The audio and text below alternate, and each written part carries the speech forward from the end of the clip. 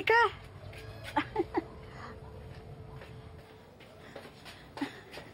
Tuloy ka. Upo ka. Dali na. Dito ka naman nanghalian. Nagluto ako ng pakbet. Nakakainis nga eh. Kamuntik masunog yung sinaing ko. Ano ba itong pikasukan mo, Ningning? Talo mo pa ang alipin. Kasambayang dating mo rito. Hindi ba gano'n na nagmamahal? Nagsisilbi? Lahat binibigay? Aray! Pasok! Ayoko sa'yo! Pangit ka! Aba, itong mga batang to, kailangan disiplinahin to, ha? Huwag, Magdalena. Pasensya ka na, bata yan. Grabe. Mabait naman yung kinakasama sa akin ni Dax. Tanggap niya ako. Tanggap kong sitwasyon.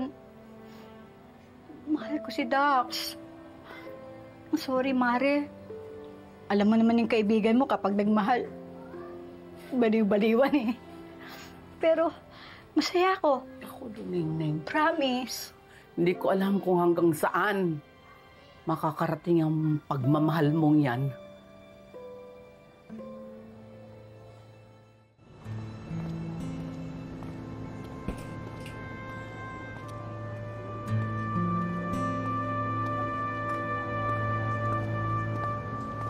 Nirereklamo kayo dahil sa pagbuntot-buntot nyo sa kanyang anak. Ikaw matanda ka, dapat sa'yo hinuhuli. Ayaw mo kaming tigilan hanggang eskwelahan, sinusundan mo yung anak ko? Sir, anak ko po yan. Nirereklamo niya po ako. Gusto ko lang makita ang aking apo. Hindi kita nanay, hayop ka. Mawalang galang nga. Kung walang karapatan si Dalena na maging ina mo, eh mas lalong wala kang karapatang maging anak niya. Napakabastos mo! Kung ayaw mo siyang tratuhin ina, tratuhin mo siyang tao. Kahit masama itong si Dalena, may damdamin siya, puso't kaluluwa. Walang kaluluwa yan! Mamatay ka na nga, Dalena! Mamatay ka na! Masyado ka! Sandali! Ma'am! Ito baril! Bawal yan! Ito baril! Patayin mo! Patayin mo! Nanay mo! Palibasa! Pareho kayo nagkakampihan kayo! Oo, mga kami nagkakampihan. Pero ikaw, sa sama ng ugali mo, si Satanas ang kakampi mo. Lumayas ka! Huwag ka na babalik dito. Lumayas ka! Lumayas ka! Tama na. Bea, maraming salamat. Pasensya na. Sobra na ang anak mo. Hinahayaan mo kasi.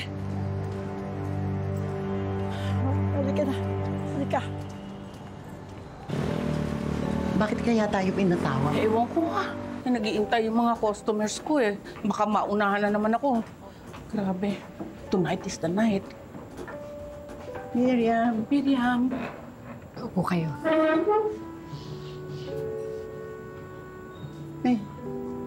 May problema ba? May cervical cancer ako. Cervical cancer. Stage 4. Oh my God. Sabi ni Doc Custodio, tutulungan niya ako makakuha ng pera pang chemo.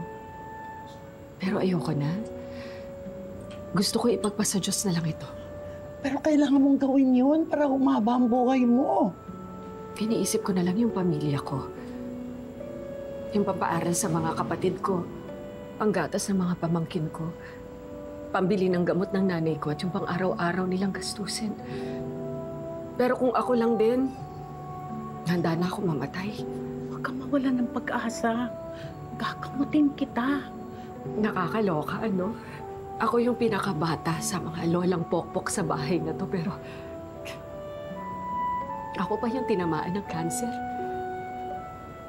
Ako pa yung unang mamamatay sa ating lahat. Huwag kang magsalita ng ganyan. Matatanggap kaya ako ng pamilya kung ganito ako? Bilang na ang araw, wala nang pakinabang, hindi na sila masusuportahan. Miriam, binigay mo ang buong buhay mo sa kanya, sa mga pamilya mo. Kaya sigurado akong aalagaan ka nila.